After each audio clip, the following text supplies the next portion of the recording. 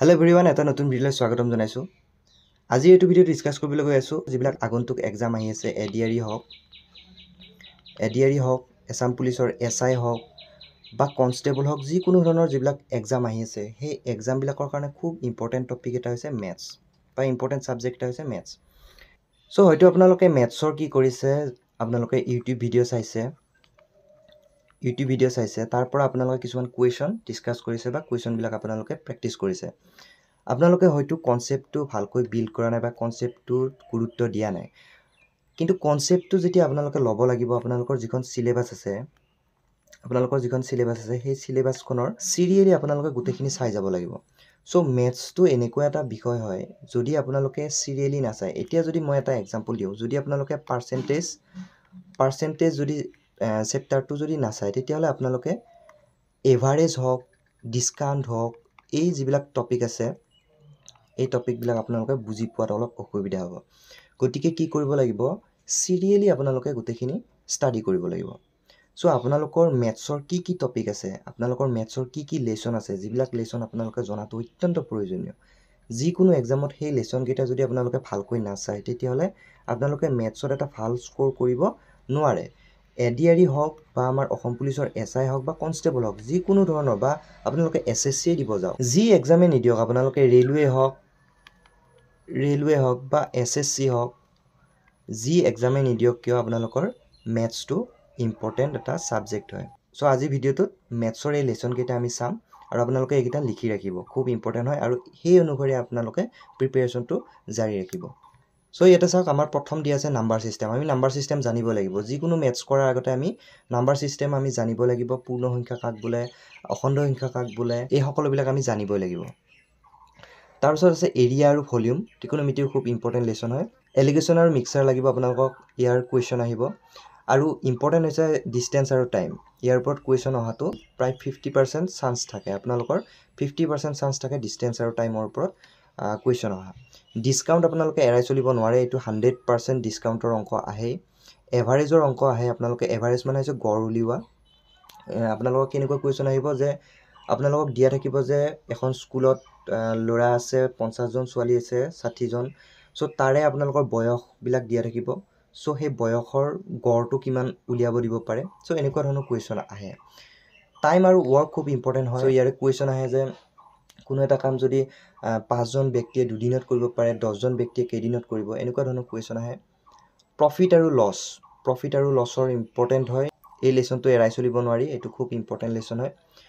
সিম্পলিফিকেশ্যন, তাৰপিছত আহিব HCF আৰু LCM। HCF LCM মানে হৈছে আপোনালোকৰ লসাগু আৰু গসাগু। এলজেব্ৰা লাগিব, পাৰ্টনাৰশ্বিপ লাগিব। পাৰ্টনাৰশ্বিপ যিটো আছে সেইটো টাইম এণ্ড ৱৰ্কৰ লগত একেই হয়। আপোনালোকে যদি টাইম এণ্ড ৱৰ্ক চাই তেতিয়াহ'লে পাৰ্টনাৰশ্বিপৰ অংক কৰিব পাৰিব। সিম্পল আৰু কম্পাউণ্ড ইণ্টাৰেষ্ট আহে, সৰল সুদ আৰু জটিল সুদ। সো নেক্সট আহিব জ্যামিতিৰ কিছু ইম্পৰ্টেন্ট কুৱেশ্যন আছে, আপোনালোকে জ্যামিতি জানিব লাগিব। আপোনালোকৰ এক্সামত জ্যামিতিৰ কুৱেশ্যনো অহা দেখা যায়। কোনো এটা বস্তুৰ আপোনালোকৰ আয়তন উলিওৱা, কালি উলিওৱা, এনেকুৱা ধৰণৰ কুৱেশ্যন আহে, গতিকে সেইখিনি জ্যামিতিৰ অন্তৰ্গত হয়, সেইখিনিও চাব লাগিব। ৰেচিঅ' এণ্ড প্ৰপৰ্শ্যন খুব ইম্পৰ্টেন্ট হয়। আপোনালোকৰ অনুপাত আৰু সমানুপাতৰ অংক আহে। অনুপাতৰ ধৰা হ'ল 2:3 অনুপাতত কিবা এটা বস্তু দিয়া থাকিব। এ আৰু বি ধৰা হ'ল 2:3 অনুপাতত চেলাৰী পায়। তাৰ পাছত আপোনালোকৰ বিৰ চেলাৰী ধৰা হ'ল 3 গুণ বাঢ়ি গ'ল, তেতিয়াহ'লে এৰ চেলাৰী 3 গুণ কমি গ'ল। নতুন অনুপাতটো সিহঁতৰ মানে চেলাৰী নতুন অনুপাতটো কি হ'ব। সো সেইটো সেনেকুৱা ধৰণৰ কুৱেশ্যন আহে। বুট আৰু ষ্ট্ৰীম, এইটো খুব ৰেয়াৰ হয়, আহে নহা নহয়, কিন্তু এইটো খুব ৰেয়াৰ হয়। আমাৰ এডিআৰই এক্সামত বুট আৰু ষ্ট্ৰীমৰ কুৱেশ্যন অহাটো খুব মানে কম চান্স থাকে, হ'লেও চাব লাগিব, আপোনালোকৰ ইম্পৰ্টেন্ট ছাবজেক্ট হয়। প্ৰব্লেমছ অন এজ, এইটো আপোনালোকে একদম নেগলেক্ট কৰিব নোৱাৰে। আপোনালোকৰ বয়সৰ ওপৰত কিছুমান কুৱেশ্যন আহিব, এজৰ ওপৰত কুৱেশ্যন আহিব, এইটো এৰাই চলিব নোৱাৰে। পাৰ্চেণ্টেজ মষ্ট ইম্পৰ্টেণ্ট, 100% আপোনালোকৰ পাৰ্চেণ্টেজ কুৱেশ্যন আহিবই, পাৰ্চেণ্টেজৰ লাগিবই। হাইট এণ্ড ডিষ্টেঞ্চ, যিটো আপোনালোকৰ ত্ৰিকোণমিতি পঢ়িব, ত্ৰিকোণমিতিতে আপোনালোকৰ হাইট এণ্ড ডিষ্টেঞ্চ ধৰা হ'ল এখন ৱাল দিয়া থাকিব আৰু এজন মানুহে ইয়াৰ পৰা যেনিবা কিবা এটা বস্তু ৱালখনৰ ওপৰত থৈ দিয়া বস্তু এটা চাইছে। সো মানুহজন কিমান ডিষ্টেঞ্চত আছে সেইটো আপোনালোকক, ৱালখনৰ পৰা কিমান ডিষ্টেঞ্চত আছে সেইটো আপোনালোকক উলিয়াব দিব পাৰে।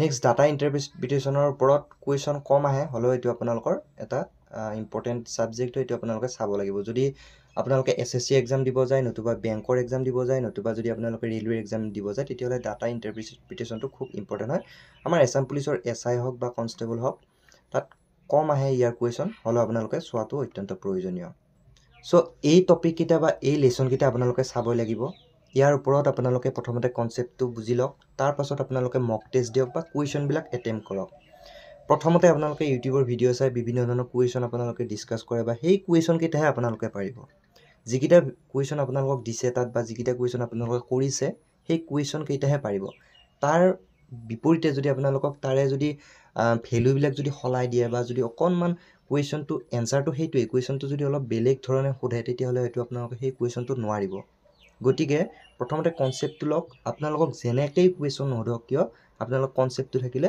সেই এনচাৰটো উলিয়াব পাৰিব গতিকে এই টপিককেইটা আপোনালোকে লিখি ৰাখক এই টপিককেইটা লিখি ৰখাৰ পাছত আপোনালোকে ইয়াৰ ওপৰত চিৰিয়েলি আপোনালোকে চাই যাব ইউটিউবত মাৰিব ভলিউম বা ত্ৰিকোণমিতি বা ডিষ্টেঞ্চ এণ্ড টাইম এনেকৈ আপোনালোকে মাৰি দিব দিয়াৰ পাছত আপোনালোকে তাতে কনচেপ্ট প্ৰথমতে ল'ব কনচেপ্ট লোৱাৰ পাছত আপোনালোকে বিভিন্ন ধৰণৰ কুৱেশ্যনবিলাক এটেম্প কৰিব বা কুৱেশ্যনবিলাক প্ৰেক্টিচ কৰিব চ' এনেকৈ আপোনালোকে গোটেইখিনি মেথছৰ ষ্ট্ৰেটেজি বনাই লওক আপোনালোকে মেথছত এটা ভাল মাৰ্ক ল'ব পাৰিব যদি 20টা কুৱেশ্যন আহে এনেকৈ যদি আপোনালোকে পঢ়ি যায় এটলিষ্ট আপোনালোকে 18টা বা 17টা আপোনালোকৰ কুৱেশ্যন এটেম্প কৰিব পাৰিব ভাল মাৰ্ক এটা পাব আৰু যদি আৰু ভালকৈ পঢ়ে তেতিয়াহ'লে 20ৰ ভিতৰত 20 মাৰ্কে পাবলৈ সক্ষম হ'ব গতিকে আজি ভিডিঅ'টো দেখিনে আছিল যদি ভিডিঅ'টো ভাল পাইছে তেতিয়াহ'লে লাইক কৰি দিব শ্বেয়াৰ কৰি দিব যদি চেনেলটোত প্ৰথমবাৰ আহিছে বা চেনেলটো ছাবস্ক্ৰাইব কৰা নাই তেতিয়াহ'লে চেনেলটো ছাবস্ক্ৰাইব কৰি ৰাখিব কাৰণ এনেকুৱা ভিডিঅ' আগলৈকে পাই থাকিব তো পুনৰ এটা নতুন ভিডিঅ'লৈ অহাৰ আশাৰে এতিয়ালৈকে থেংক ইউ